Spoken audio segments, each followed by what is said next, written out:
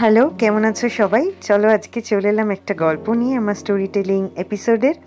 তো আজকে যে গল্পটা শোনাবো সেটা অমৃতা কোনারের লেখা হত্যা যদি শিল্প হয় বইটি থেকে, যেটি বিভা প্রকাশনী থেকে প্রকাশিত। আর সেটারই একটা গল্প মৃত্যুদূত আমি পড়ে শোনাবো। তো গল্প পড়ার আগে অমৃতা কোনারের সম্পর্কে একটু একটা কথা বলি। আমার অনেকগুলি প্রিয় লেখিকার মধ্যে অন্যতম, আর এখনকার দিনের লেখিকাদের মধ্যে অমৃতা কোনার। ওনার জন্ম 1992 সালের 27 জুন। ফিজিক্স নিয়ে পড়াশুনো করে বর্তমানে একটি সরকারি স্কুলের শিক্ষিকা তিনি। এখন অবধি প্রকাশিত একক বই ভারতের মহিলা, গুপ্তচরেরা, বিনাশায় চ দুষ্কৃতম, বাস্তবের গোয়েন্দারা, রানী কাহিনী প্রভৃতি। এছাড়া যেসব সংকলনে লেখা বেরিয়েছে তা হলো গল্প ক্যাফে, গল্প.com, তিনে নেত্র, বৃশ্চিক 3, ইচ্ছে ডানা, সত্যিভূতের গল্প। এছাড়া বিভিন্ন ম্যাগাজিন ও পূজাবার্ষিকীতেও ওনার গল্প প্রকাশিত হয় নিয়মিত। তো চলো আজকে আমরা অমৃতা কোনারের লেখা মৃত্যুদূত গল্পটি শুনে নিই। 1991 সালের 22 ফেব্রুয়ারি ইংল্যান্ডের লিঙ্কেনশায়ারের গ্রান্থাম অ্যান্ড কেস্টিভেন হসপিটালে রীতিমতো অস্থিরতা সৃষ্টি হয়েছে বাচ্চাদের ওয়ার্ডে। গতকাল অর্থাৎ 21 ফেব্রুয়ারি লিয়াম টেলার নামে একটি 7 মাসের বাচ্চা ছেলে ভর্তি হয়েছে এই ওয়ার্ডে চেস্ট ইনফেকশনের সমস্যা নিয়ে। এখানের কিছু নার্সের দায়িত্বেই তাকে রাখা হয় তখন। সেই সময় নার্স বেভারলি এলিট তার বাবা মাকে জানায় যে তাদের সন্তান আপাতত সুস্থই আছে এবং দায়িত্বশীল হাতেই আছে। এই হাসপাতালে যে সুরক্ষিত থাকবে তাই তার বাবা মা যেন নিশ্চিন্তে বাড়ি ফিরে যায়। ফলে বাচ্চাটির বাবা মা তার কথায় সেই সময় বাড়ি ফিরে যান ঠিকই, কিন্তু রাতের মধ্যে আবার বাচ্চাটির সমস্যা দেখা দেয়। ফলে তার বাবা মাকে হাসপাতালে আবার আসতে হয় এবং রাতে সেখানেই থাকার সিদ্ধান্ত নেন তারা। নার্স এলিট তাদের জানায় যে তাদের সন্তানের স্বাস্থ্যজনিত সমস্যা হচ্ছে, কিন্তু সে এখন নিরাপদ, চিন্তার কোনো কারণ আপাতত নেই। এই নার্সের তৎপরতায় বাচ্চাটি পুনরায় বিপদমুক্ত হয়। এলিটকে সেরাতে বাচ্চাটির রক্ষণাবেক্ষণের জন্য অতিরিক্ত ডিউটি দেওয়া হয়। এমনি ঠিক ছিল, কিন্তু হঠাৎ মাঝরাতে আবার অসুস্থ হয়ে পড়ে বাচ্চাটি। এলিটের তৎপরতায় সে পুনরায় সুস্থ হয়ে যায়। এরপর সম্পূর্ণরূপে নার্স এলিটের তদারকিতেই রেখে দেওয়া হয় শিশুটিকে। তার উপস্থিত বুদ্ধি আর তৎপরতায় বারবার শিশুটি মৃত্যুর মুখ থেকে ফিরে আসছে। তাই তার থেকে দায়িত্ববান সেই মুহূর্তে আর কাউকে মনে করা যায় না। কিন্তু তারপরে যে কি হলো কেউ বুঝতেই পারছে না। বাচ্চাটি হঠাৎই অসুস্থ হতে শুরু করে। তার পরিস্থিতি আরও খারাপ হতে থাকে। তার শরীরে ফ্যাকাশে হয়ে আসে এবং মুখে লাল লাল ফুসকুড়ির মতো র্যাশ দেখা দিতে থাকে। সঙ্গে সঙ্গে বাচ্চাটির জন্য একটি জরুরি চিকিৎসার দলকে এলিট খবর দেয়। ডিউটিতে থাকা নার্স হিসেবে এটাই তার দায়িত্ব, তাই এত হুড়োহুড়ি আজ এই ওয়ার্ডে। কিন্তু সেই দল যথাসাধ্য প্রচেষ্টা করেও কিছুতেই বাচ্চাটিকে সুস্থ করে তুলতে পারেনি। বাচ্চাটি নিঃশ্বাস বন্ধ হয়ে গেছে। তারা বুঝতে পারছেন না এটা কি করে হলো। তার উপর বাচ্চাটার যখন নিঃশ্বাস বন্ধ হয়ে গেল তখন অ্যালার্ম মনিটরে কোনো শব্দ হলো না কেন? সেটা কি কোনোভাবে খারাপ হয়ে গেল? এদিকে তাদের শত চেষ্টা সত্ত্বেও শেষ রক্ষা হলো না। কার্ডিয়াক অ্যারেস্ট এবং ব্রেন ড্যামেজ হয় বাচ্চাটি এখন শুধুমাত্র মেশিনের সাপোর্টেই মৃত্যু হয়েও জীবিত হয়ে রয়েছে। হাসপাতালের পক্ষ থেকে টেলারের বাবা মায়ের অনুমতি নিয়েই সেই সাপোর্ট সরানো হয়, কারণ তার আর বেঁচে ওঠার সম্ভাবনা নেই। মৃত্যু হয় একটা ফুটফুটে 7 মাসের বাচ্চার। অটোপসি রিপোর্টে আসে হার্ট অ্যাটাকের ফলে মৃত্যু।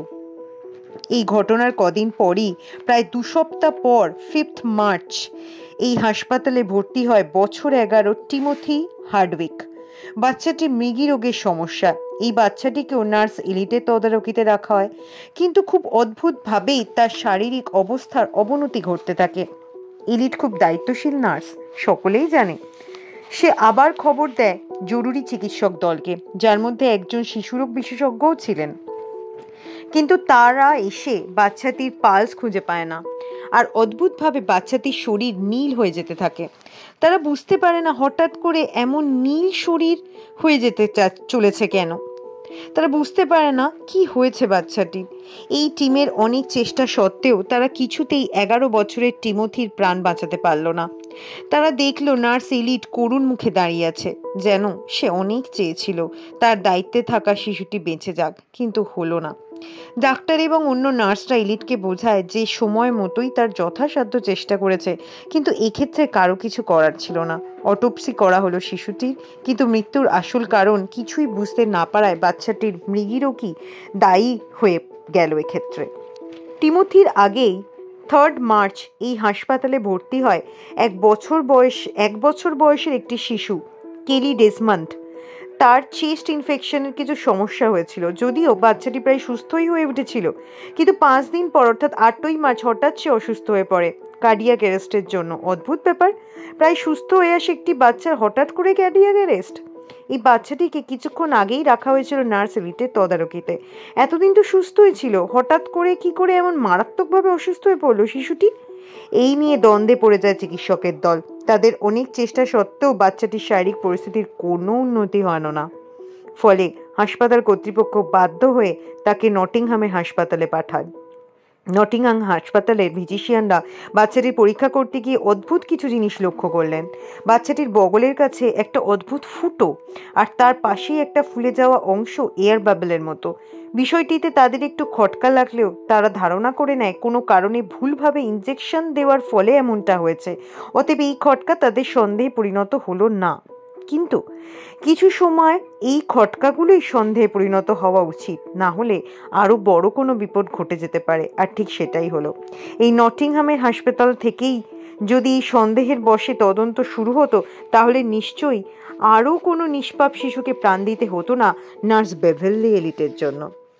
হ্যাঁ, বেভারলি এলিট, যে নার্স কিছুদিন হলো অস্থায়ীভাবে 6 মাসের জন্য নার্সিংয়ের কাজে যোগ দিয়েছে গ্রান্থাম অ্যান্ড কেস্টভেন হসপিটালের শিশুদের ওয়ার্ডে।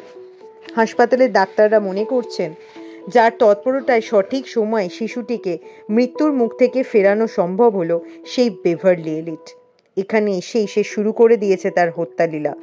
লিওম আর টিমিথকে সে মারতে সক্ষম হলেও কেলি তার হাত থেকে বেঁচে যায়, অথচ এলিটের ওপর কারো সন্দেহ হলো না। মনে হলো না কেন তার সঙ্গে একা থাকা শিশুগুলোই এমন চরম অসুস্থ হয়ে পড়ছে বারবার। ধরা না পড়ায় বোধহয় এলিটের সাহস আরো বেড়ে গেল।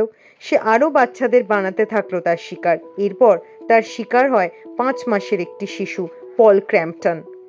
বাচ্চাটি বঙ্ক্রিয়াস ইনফেকশনের জন্য ভর্তি হয়েছে 20 মার্চ। সেরকম গুরুতর কিছু নয় অবশ্য, বাচ্চাটি পুরোপুরি সুস্থই হয়ে যায়, কিন্তু তার দুর্ভাগ্য যে হাসপাতাল থেকে ছাড়ার আগেই তার দায়িত্বভার এসে পড়ে নার্স এলিটের ওপর। আর হঠাৎ করেই তার মধ্যে ইনসুলিন শক দেখা দিতে থাকে। চিকিৎসকের দল আবার ব্যস্ত হয়ে পড়ে এই শিশুটিকে নিয়ে। প্রায় 3 বার তার শরীরে এমন ইনসুলিন ফ্ল্যাকচুয়েশন হতে থাকে যে সে প্রায় কোমার স্তরে যেতে যেতে বেঁচে যায়। ভয়ানক পরিস্থিতি হয় বাচ্চাটির। কিন্তু এই হাসপাতালে ডাক্তাররা এমন অদ্ভুতভাবে ইনসুলিন ফ্ল্যাকচুয়েশনের কারণ বুঝতে পারেন না। তারা ঠিকমতো পলকে সুস্থ করে তুলতেও অক্ষম হয়। বাধ্য হয়েই তারা পলকেও নটিংহামের হাসপাতালে পাঠায়, আর সঙ্গে এলিটকেও পাঠায় তাকে নিয়ে যাওয়ার জন্য। সেই হাসপাতালে পৌঁছানোর পরেও আবার একই রকম পরিস্থিতি হয় শিশুটির, কারণ তার সঙ্গে গোটা পথ যে এলিটই ছিল। তবুও ভাগ্যের জোরে এই যাত্রায় সে সুস্থ হয়ে যায়। এদিকে গ্র্যান্থাম অ্যান্ড কেস্টেভেন হাসপাতালে বিভীষিকা যেন থামতেই চাইছে না। এই ঘটনার ঠিক পরের দিনই অর্থাৎ 21শে মার্চ আরেকটি শিশু অসুস্থ হয়ে যায়, 5 বছরের ব্র্যাডলি গিবসন। বাচ্চাটি নিউমোনিয়ায় ভুগছিল, কিন্তু হঠাৎই তার কার্ডিয়াক অ্যারেস্ট হয়। ডাক্তার এই যাত্রায় শিশুটিকে রক্ষা করে নেয়। তার রক্ত পরীক্ষা করে দেখা যায় শিশুটির রক্তে ইনসুলিনের মাত্রা বেড়ে গিয়েছিল। বাচ্চাটিকে শিশুদের ওয়ার্ডে এলিটদের তদারকিতে রাখা হয়, আর এদিন রাতেই আবার তার কার্ডিয়াক অ্যারেস্ট হয়। তার পরিস্থিতির অবনতি ঘটতে দেখে তাকেও পাঠানো হয় নটিংহামে, আর সেখানে চিকিৎসায় প্রাণে বেঁচে যায় বাচ্চাটি। বারবার বাচ্চাদের শরীরে কেন এভাবে ইনসুলিনের আধিক্য ঘটছে সে বিষয়ে তীব্র সন্দেহ হলো না কারোরই। খটকা লেগেছিল কারো কারো মনে, যেভাবে ইনসুলিনের মাত্রা বৃদ্ধি পাওয়া অস্বাভাবিক আর এমনি হচ্ছে না, কিন্তু কিভাবে আর কেন সেটা বুঝতে না পারায় আর বেশি দূর কেউ ঘাঁটায়নি বিষয়টা। মাইকেল ডেভিডসন, বছর 6-এর একটি বাচ্চা ছেলে, একটি দুর্ঘটনার শিকার হয়ে তার শরীরে এয়ার রাইফেল পেলেট ঢুকে যায়।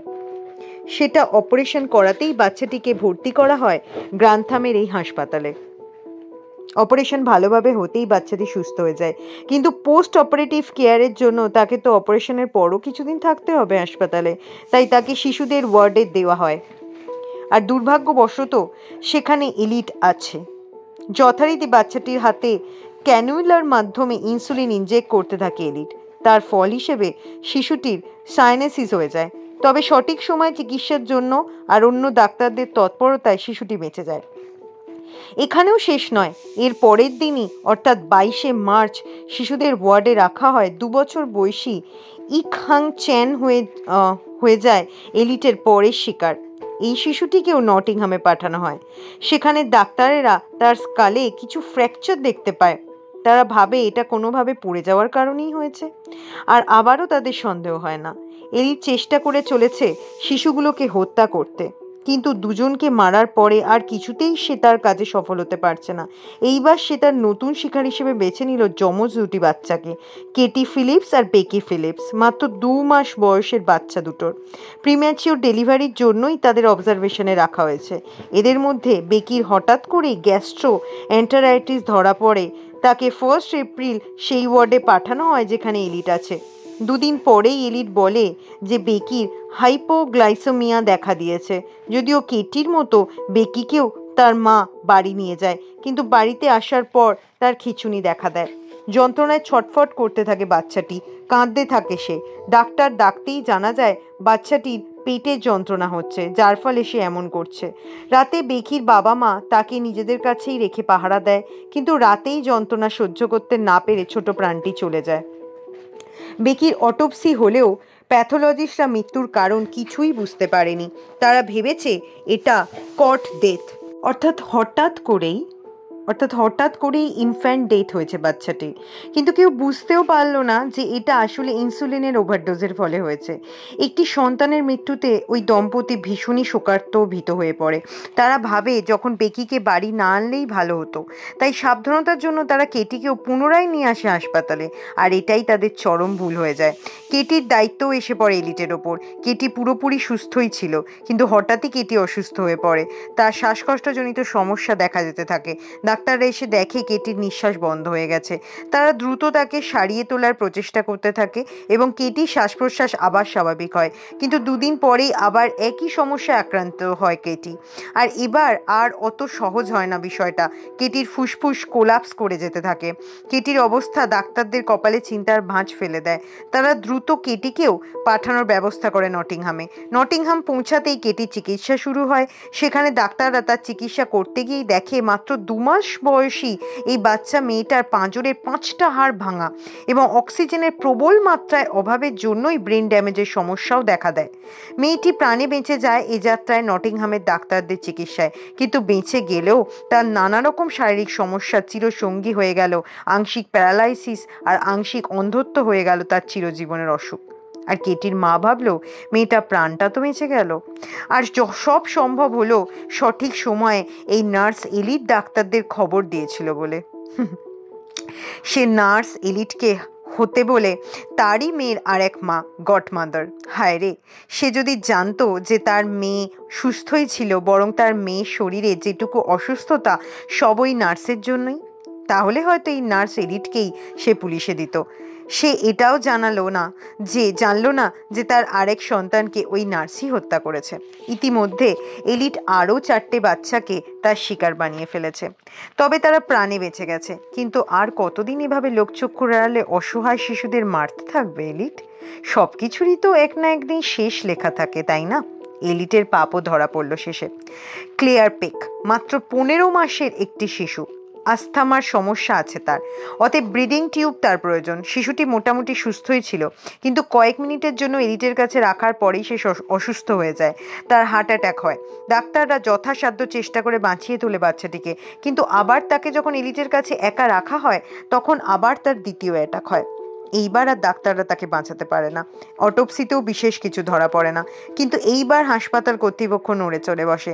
কনসালটেন্ট ডাক্তার নেলসন পটার বিগত 2 মাস ধরে বাচ্চাদের ওয়ার্ডে এই হার্ট অ্যাটাকের সমস্যাটা লক্ষ্য করছিলেন, কিন্তু এটার কারণ প্রাথমিকভাবে বায়ুজনিত কোনো ভাইরাসকেই মনে করা হচ্ছিল, অথচ তেমন কোনো ভাইরাসও ডিটেক্ট হয়নি। ফলে এর একটা তদন্ত তিনি শুরু করেন, আর তাতেই উঠে আসে কিছু চাঞ্চল্যকর বিষয়। ক্লেয়ারের রক্তের একটা রিপোর্টে অতিরিক্ত মাত্রায় পটাশিয়াম পাওয়া যায়। পুলিশের তৎপরতায় 18 দিন পর এই রিপোর্ট হাতে আসে তাদের। এবার শুরু হয় জোর কদমে তদন্ত। কবর থেকে তোলা হয় ক্লেয়ারের দেহ এবং তার দেহে লিগনোকেইনের উপস্থিত লক্ষ্য করা যায়। এটা এমন একটা ড্রাগ যা সাধারণত হার্ট অ্যাটাকের রোগীদের দেওয়া হয়, কিন্তু শিশুদের কখনোই ওষুধ দেওয়া হয় না। পুলিশ সুপারিনটেন্ডেন্ট স্টুয়ার্ট ক্লিফটনের হাতে আসে এই কেসের ইনভেস্টিগেশনের দায়িত্ব। তিনি বিগত 2 মাসের যাবতীয় এমন কেসগুলোকে নিয়ে পর্যবেক্ষণ শুরু করেন এবং বুঝতে পারেন যে বিগত 2 মাস ধরে প্রতিটা বাচ্চার শরীরে ইনসুলিনের একটা আধিক্য দেখা গেছে। তিনি হাসপাতালের সকলের সঙ্গে কথা বলেন, জানতে পারেন এলিট কিছুদিন আগেই জানিয়েছিল যে রেফ্রিজারেটরে রাখা ইনসুলিনের বেশ কয়েকটা খুঁজে পাওয়া যাচ্ছে না। স্টুয়ার্টের তদন্তকারী দৃষ্টি সবকিছু থেকেই সহজেই খুঁজে নেয় তার অপরাধীকে। তিনি এবার বিগত 2 মাসে অসুস্থ হওয়া, মারা যাওয়া প্রতিটা শিশুর বাবা মায়ের সঙ্গে কথা বলেন এবং তার সন্দেহ আরও পোক্ত হয়। কিন্তু উপযুক্ত প্রমাণ দরকার। তিনি সমস্ত রেকর্ডস চেক করেন আর বুঝতে পারেন সেই সব ক্ষেত্রে ডিউটিতে ছিল একমাত্র নার্স বেভারলি এলিট। আর সেই সময়ই ইনসুলিন মিসিং হয় রেফ্রিজারেটর থেকে। সবকিছু 2-এ 4 করে ফেললেন স্টুয়ার্ট ক্লিফটন। তার কাছে পরিষ্কার হয়ে যায় সবকিছু, ধরা পড়ে যায় বেভারলি এলিট। 1968 সালের 4 অক্টোবর ইংল্যান্ডের গ্রান্থামে কার্বি গ্লেনে জন্মগ্রহণ করেন বেভারলি গেল এলিট। তার বাবা রিচার্ড একটি মদের দোকানে কাজ করত এবং মা একটি স্কুলে সাফাই কর্মীর কাজ করত। বেভারলি একা সন্তান নন, তার আরও 2 বোন এবং 1 ভাই ছিল। ক্যাস্টভেন অ্যান্ড গ্রান্থাম গার্লস স্কুলের পরীক্ষায় ফেল করার দরুন তাকে ভর্তি হতে হয় চার্লস রিড মডার্ন স্কুলে। স্কুলের পাশাপাশি বাচ্চাদের দেখাশোনার কাজও করত এলিট। ছোটবেলা থেকেই খুব অদ্ভুত আচরণ করতে থাকে সে। সবসময় নিজেকে আহত করে কিংবা আহত হওয়ার ভান করে সে সকলের আকর্ষণ নিজের দিকে আনার চেষ্টা করত। তার ভালো লাগতো সকলে তাকে নিয়ে ব্যস্ত হচ্ছে, তার সেবা করছে দেখে। আর তার এইসব আচরণ মাত্রাতিরিক্ত হতে থাকে দিন দিন। হাসপাতালে মাঝে মধ্যেই ভর্তি হয়ে যেত সামান্য কিছু কারণ নিয়ে, অথবা কখনো নকল ব্যান্ডেজ বেঁধে। একসময় সে বাধ্য করে এক ডাক্তারকে অ্যাপেন্ডিক্স অপারেশন করতে, কারণ এর ফলে সে বেশি দিন এমন যত্ন পাবে, অথচ তার অ্যাপেন্ডিক্স অপারেশনের প্রয়োজনই ছিল না। বয়ঃসন্ধিকাল থেকেই আরও অদ্ভুত আচরণ সে করতে থাকে। এমনিতেই একটু স্বাস্থ্য ভালো হওয়ার জন্য সে সব সময় অন্যকে একটু দমিয়ে চলতো। তার উপর তার অদ্ভুত সব আচরণ, সব মিলিয়ে সে দিন দিন আরও সকলের নজরে আসতে থাকে। তার প্রেমিকের সামনে সে নিজেকে মিথ্যে করে অন্তঃসত্ত্বা বলে, আবার প্রেমিকের ওপর তাকে ধর্ষণের অভিযোগও আনে। মোট কথা, তার নিজের প্রতি সে সবসময় মানুষকে আকর্ষণ করতে চায় যেন তেন প্রকারেণ। এরপর অবশ্য তাদের সম্পর্ক ভেঙেও যায়। 16 বছর বয়সে সে স্কুল ছেড়ে ভর্তি হয় গ্রান্থামের কলেজ নার্সিং কোর্সের জন্য, কিন্তু সেখানেও তার অদ্ভুত আচরণ ব্যাহত থাকে না। নার্সিং হোমের দেওয়ালে মল লেপে দেওয়ার মতো কাজও সে করেছে। এছাড়াও ঠিকমতো উপস্থিত না থাকার জন্য আর বারবার নার্সিংয়ের পরীক্ষায় অকৃতকার্য হওয়ার জন্য তাকে চুক্তিভিত্তিতে অস্থায়ী রূপে 6 মাসের জন্য গ্রান্থাম হাসপাতালে নার্সের পদে নিযুক্ত করা হয়। আর সেখানেই সে চালায় তার এই হত্যালীলা। ছোট ছোট শিশুর কাছে হয়ে ওঠে মৃত্যুদূত। 1991 সালের 26শে জুলাই পুলিশের হাতে যথার্থ প্রমাণ চলে আসে, যাতে তারা বুঝতে পারে যে এই সব কিছু এলিটের করা। অবশেষে 1991 নভেম্বর মাসে এলিটকে জিজ্ঞাসাবাদ শুরু করা হয়, কিন্তু সে কিছুতেই নিজের অপরাধ স্বীকার করে না আর অদ্ভুত আচরণ করতে থাকে। পুলিশ এবং ডাক্তাররা বুঝতে পারে এলিটের মধ্যে একটা মানসিক সমস্যা আছে। পরে অবশ্য এলিটের পূর্ব জীবনের সমস্ত ঘটনা জানার পরে তারা সিদ্ধান্তে আসে যে এলিটের পার্সোনালিটি ডিসঅর্ডার আছে, আর বয়ঃসন্ধিকাল থেকেই সে মানসিক সমস্যা মুনচাউসেন্স সিনড্রোম এবং পরবর্তীতে মুনচাউসেন্স সিনড্রোম বাই প্রক্সিতে আক্রান্ত। এগুলো এমন মানসিক সমস্যা যার ফলে মানুষ অন্যকে নিজের থেকে আকর্ষণ করে তার অসুস্থতা বাহানায়। সে চায় পরিচর্যা পেতে। মুনচাউসেন্স সিনড্রোমে মানুষের শরীরের আঘাতটা তার বাইরের থেকেও হতে পারে, আবার সে নিজেও নিজেকে আঘাত করতে পারে। কিন্তু মুনচাউসেন্স সিনড্রোম বাই প্রক্সিতে সেই আঘাত মানুষ অন্যকে দেয়, অর্থাৎ সে নিজে অন্যকে আহত করে সকলকে আকৃষ্ট করতে চায়। এই 2 এলিটের মধ্যেই দেখা যায়। সে শিশুগুলোকে আহত করে মেরে তার মনের ইচ্ছা চরিতার্থ করতে চাইছিল, সকলের আকর্ষণ পেতে চাইছিল। জানা যায় এলিটের ভিকটিম 11 জন, যার মধ্যে 4টি শিশু মারা যায়। এই ট্রায়াল চলাকালীন এলিটের ওজন হঠাৎ করেই কমতে থাকে এবং তার মধ্যে দেখা যায় অ্যানোরেক্সিয়া নার্ভাসও, যা স্পষ্ট করে দেয় মানসিক সমস্যা আক্রান্ত ছিল এলিট। এলিটের ওজন 70 পাউন্ড কমে যায়। দীর্ঘদিন ধরে তার অসুস্থতার কারণেই তার বিচার কার্য পিছাতে থাকে। অবশেষে 1993 সালের 15 ফেব্রুয়ারি তাকে নিয়ে আসা হয় নটিংহাম ক্রাউন কোর্টে। এলিটের বিরুদ্ধে আনা সব প্রমাণ কোর্টকে দেওয়া হয়। তার উপর অভিযোগ আসে পেশেন্টের অক্সিজেন পাইপ কেটে দেওয়ার, ইনসুলিন দেওয়ার, মেশিনের গন্ডগোল করার, তাছাড়াও হত্যার চেষ্টা তো আছেই। 1993 সালের 28 মে তার বিরুদ্ধে অভিযোগ প্রমাণিত হয় এবং এলিটকে আজীবন কারাদণ্ড দেওয়া হয়, কিন্তু তার মানসিক স্থিতির জন্য তাকে রাখা হয় নটিংহাম র্যাম্পটন সিকিউর হাসপাতালে চিকিৎসার জন্য। কিন্তু সেখানেও তার অদ্ভুত আচরণ চলতেই থাকে। নিজের হাতে গরম জল ঢেলে বা অন্য কিছু করে সে বারবার চেষ্টা করে অন্যের আকর্ষণ পেতে। জেলে তাকে নিয়ে গেলেও সে খাওয়া দাওয়া বন্ধ করে অসুস্থ হয়ে আবার হাসপাতালেই ফিরে আসে। আসলে সে জেলে থাকতেই চায় না। এলিটের কার্যকলাপে ভীত হয়েই গ্রান্থাম হসপিটাল ম্যাটারনিটি ওয়ার্ড বন্ধ হয়ে যায়।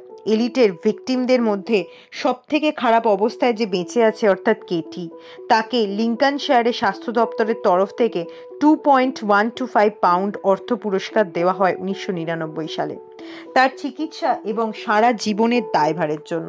বলা হয় এই কুখ্যাত সাইকো সিরিয়াল কিলার এখনো র্যাম্পটনেই আছে, অর্থাৎ এখনো পৃথিবীর এক কোণে বসে ক্রমাগত নিঃশ্বাস নিয়ে চলেছে এই মৃত্যুদূত। কে জানে তার মস্তিষ্কে এখন ঠিক কি চলছে। গল্পটি শুনতে শুনতে যেরকম গায়ের রোম খাড়া হয়ে যায়, তাই না? তো তোমরা অবশ্যই জানিও তোমাদের কেমন লাগলো আমার আজকের নিবেদন। আর অবশ্যই পরবর্তী সপ্তাহে আবার চলে আসবে একটা গল্প নিয়ে। ততক্ষণের জন্য বাই বাই। আর ভালো লাগলে প্লিজ প্লিজ প্লিজ আমার পেজটা, তোমরা যদি পেজ থেকে শুনে থাকো তাহলে অবশ্যই লাইক ফলো করে দিও। আর যদি তুমি ইউটিউব চ্যানেল থেকে শুনে থাকো প্লিজ সাবস্ক্রাইব বাটনটা ক্লিক করে দিও for next updates, and like and comments করতে ভুলো না। আরও যদি কোনো গল্প তোমরা শুনতে চাও সেটাও আমাকে জানিও। Tata, bye bye.